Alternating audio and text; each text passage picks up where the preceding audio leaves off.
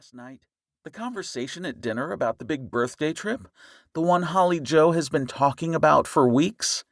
I guess you also don't remember that I'm picking her up from school and we're going shopping in Billings, staying at the Northern Hotel, making a weekend of it? Right, he said as it came back to him. Her promised 13th birthday present. She's redecorating her room. Before he'd brought the girl to the ranch, Elaine had done the then 12-year-old Holly Joe's room in pinks. A mistake. She'd hated it even more than the ranch. I'd forgotten it was this weekend. Any idea what she's planning to do with the room? Given the way she dresses, I hate to think what her idea of decorating will be. She's 13 going on 30. You told her she could do anything she wanted, Elaine reminded him. I did, didn't I? He nodded, aware that he had no business raising a teenage girl at his age. But years ago he'd promised her mother that if anything happened to her, he would take care of her daughter. Neither thought it would come to that, but after a bout with cancer, Holly Joe's mother had died, and he'd brought the city girl back to the ranch. She hadn't been happy about it any more than his grown children had. Fortunately, Holly Joe had taken to the horses, at first planning to run away once she'd learned to ride. But later, his son Cooper and friend and ranch hand Pickett Hansen had introduced her to trick riding, something even he could see she was excelling in. He hoped her wanting to redecorate her room was an indication that she was here to stay. Elaine looked at the pile of mail he hadn't gotten through. Is everything all right? Just got caught up wool gathering, he said, not about to admit that he'd been thinking about Lottie. She was seldom far from his thoughts, but this morning more than ever. Uh-huh, Elaine said. Unfortunately, she knew him too well, so she'd probably guessed the path his thoughts had taken. She'd always encouraged him to try to mend his relationship with Lottie.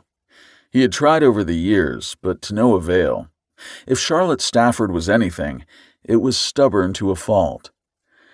What he hated most was that because of him, his Lottie had become bitter, resentful, and outright vindictive.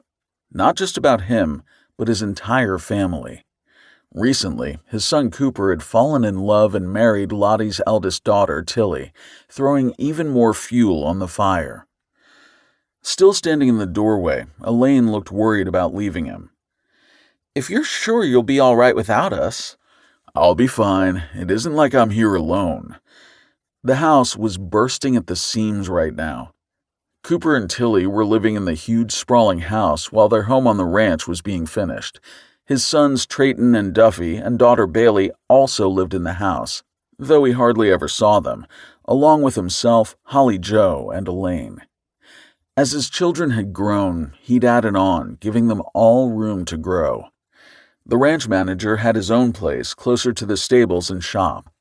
The half-dozen ranch hands also living on the spread had a series of bunkhouses and cabins even farther from the house. We'll be back Sunday evening. You can call if you need me, Elaine said. He would always need her. He'd often gone to her for advice as well as a good chewing out for something he'd done wrong. He loved Elaine in his way and suspected she did him as well. But for him, there had only been Lottie. There was only one woman he wanted, the one he might never have again. Go, have fun, and do your best to guide her choices, he said. Elaine laughed at that. Oh, have you met this young woman?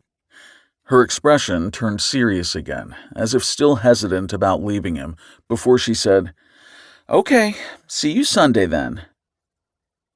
Over the years, he'd given Elaine and his family cause for concern, he thought, as he heard her drive away.